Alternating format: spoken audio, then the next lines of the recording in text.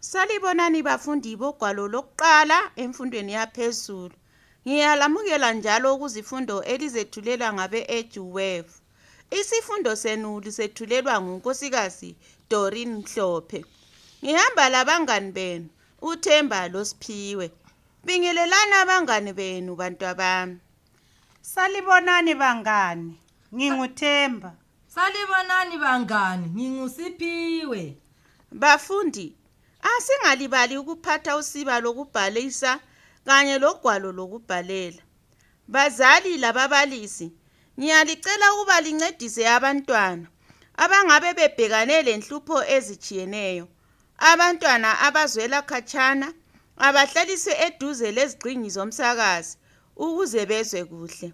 Labo abangezwayo endlebeni, ngicela libachasisele ngolimi abaluzwayo ukuze labo bangakhuthwa yisifundo. Bafundi, namhlanje sizafunda ngezindlela abantu abangazivikela ngazo kundlala ebangelwa yikuswelakala kwezulu. Siphiwe, akusibalele izinjongo zesifundo sethu. Ekupheleni kwesifundo sethu kukhangelelwe ukuba sibe sesisenelisa ukwenza okulandelayo. Okokuqala, ukuqamba okungenziwa ukuze kuvikelwe abantu kundlala edalwe yikuswelakala kwezulu. Okwesibili, ukuhlela amacebo angasiza ukuze kungabi labantu abazabulawa yindlala. Okokugcina, ukutsho kumbe ukuveza amacebo angasiza eminyakeni ezayo ukuze ingozi le ingaphindi yenzeke.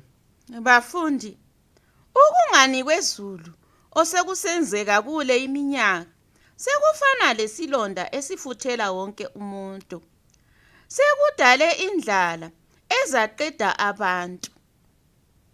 Kuyanakanisa ke lokhu. Kungenziwani ukuze abantu baphephe kule ingozi yendlala? Yebo Themba, ngiyakubona uyatshiseka mntanami. Mina ngibona angani alisekho elinye icebo. Konakele mbalisi. Kumele sikhale kwamanye amazwe alokudla basihawukele basiphe. Hawu, Themba, ukucela kuyayangisa mngani. Akusiyo nto enhle abantu okumele bayisebenzise. Abantu kumele bazisebenzele, bazitholele okwabo ukudla. Kuyayangisa ukucela kwabanye abantu. Ngiyakuzwa Siphiwe, lapha sikhangelane lokufa. Yikuphi okungcono? Ukufa kumbe ukucela? Ukufa akwenzi kodwa. Liphakamisa okukhona bantwabami. Nxa sicela kubani? Kumele siqale sikhale khonapha ekhaya kubaba wethu onguhulumende. Sihlabe umkhosi ukuze yena asizwe. Nxa singakhalanga akungeke kusisize. Umntwana ongakhaliyo phela ufela embelekweni. Elokitshini langakithi bafikile, babika ukuthi ukudla kukhona, kodwa ngokwabantu abaleminyaka engu-65 kusiya phezulu. Thina sihlala singabantwana sodwa, asilayo umuntu omdala, kodwa ukudla siyakufuna. Liyakufuna Siphiwe mntanami. Pho liza kuthatha ngaphi kuphiwa abantu abadala? Ngcono lathi basikhulumele sikuzuze. Lakithi into enjalo siyibonile. Kuthiwa ukudla okuphiwa abantu ngokwezintandane. Thina ayisizo intandane. Ubaba lomama bayaphila, kodwa bahamba eGoli banyamalala, abathumezi. Lathi ukudla siyakufuna. Ngiyabona bantwabami, liyakufuna. Ngiyalizwa njalo. Udubo ngolwethu. Lani emakhaya bhalani phansi uhlupho elihlangana lalo ekutholeni ukudla. Ngithemba seliqedile bantwabami. Lithi kwenziweni bafundi ukuze kungabi lomuntu olokhu ekhala ngendlala. Siphiwe, Ngibona angani ukudla kumele kuphiwe umuntu wonke. Nxa kufikile akucutshelwane, wonke umuntu okhona enelise ukuthi akuzuze, ngoba ingqondo lentethe liyacuthelwana. Wonke umuntu uyalamba, ngakho kumele aphiwe ukudla. Hayi, mina angivumelani lakho. Abanye balakho ukudla, akudinge abangelakho baphiwe, abalakho badle okwabo. Konkomo kuhlala kusima umalayitsha. Utsho ukuthi labo baphiwe? Ngiyalizwa bantwabami. Asingabangi ukuthi kuphiwa bani, kuncitshwa bani. Ngaphandle kokuphiwa kungenziwani? Izimuli zingancedisana. Angithi ubukhuluma ngonkomo omdala, sengacuphela laye umnawakhe unkomo omncane ukuze laye abambe ithumbu. Lapho uqinisile Siphiwe. Lalokhu okuncane esikutholayo asizikhumbuzeni ukuthi sikugcine. Nxa sasisidla kathathu ngelanga kusasekunengi, asidleni kabili ngelanga, sibophe izisu size sijwayele ukudla kabili ngelanga. Abalenkomo bangathengisa inkomo zabo khathesi zingakacaki, bathole imali yakhona bathenge amasaka amabele. Lokhu kungavikela indlala kanye lokulondoloza izifuyo, ngoba lazo izifuyo ngesikhathi sendlala zilakho ukufa ziphele. Kuhle bafundi. Into enkulu yikugcina kuhle ukudla kwethu, ngoba sikhangelane lendlala.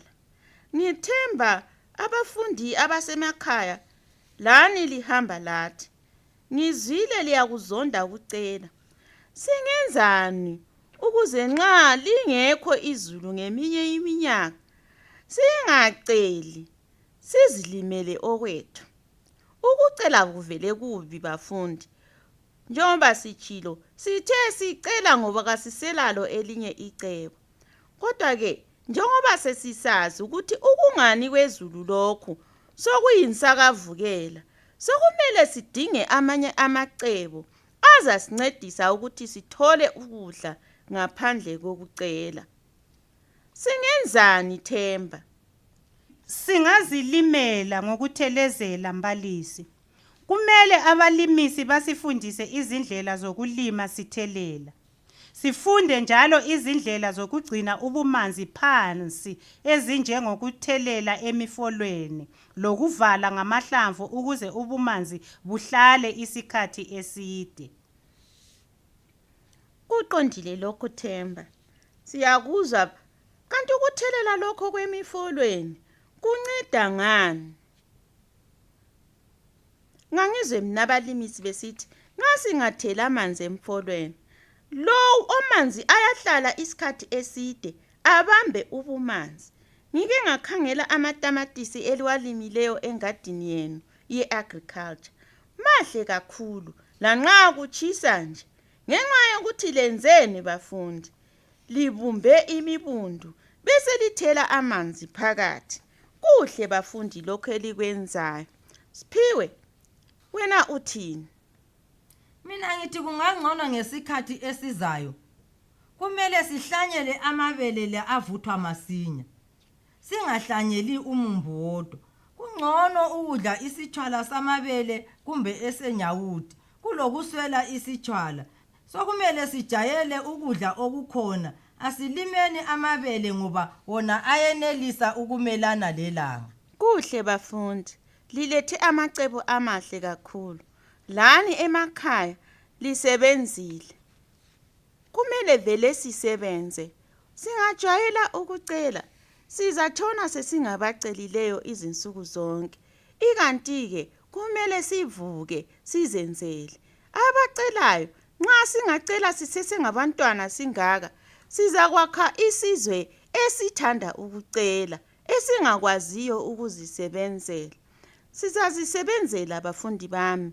Inge ekhona amanzi okuthelezela, kumele ukuthi siguqule izindlela esilima ngazo ukuze Ukuswelakala kwezulu lokhu osokwaba yinsakavukela umchilo wesidwaba sikunqobe.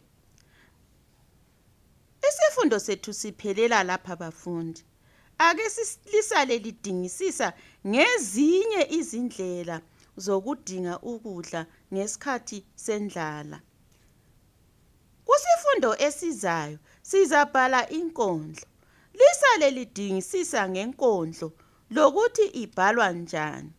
Abanye mhlawumbe lingazama ukubhala ezenu inkondlo singakaqalisi isifundo esilandelayo. Lisale kuhle bafundi. Olivalelisayo unkosikazi Doreen Mhlophe. Themba Losiphiwe, valelisani lani. Lisale kuhle bangani. Lisale kuhle bangani benu. Olivalelisayo nguSiphiwe.